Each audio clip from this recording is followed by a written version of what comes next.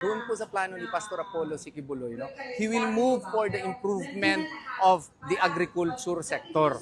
Part po nun is farm to market goods, farm to market vegetables, farm to market fish, farm to market roads. Kinakailangan po yan kasi kung wala pong roads po, hindi po matatravel yung mga gulay, yung mga produkto po ng ating mga magsasaka at yung mga isda po ng ating mga fishermen.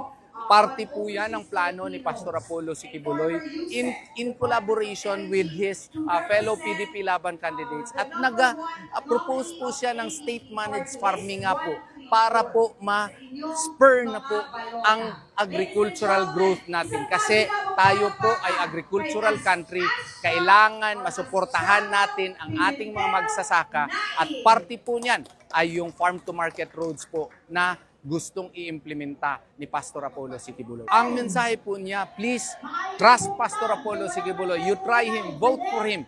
Yan pong minimithin ninyo na farm-to-market road, gagawin po niya yon. Hindi lang yan, farm-to-market vegetables, farm-to-market fish, farm-to-market goods. Yan po ang nasa isip ni Pastor at nasa puso po ni Pastor. Kaya ngayong May 12, 2025 elections, butuhan natin si Pastor Apollo Sikibuloy. Vote straight, PDP Laban.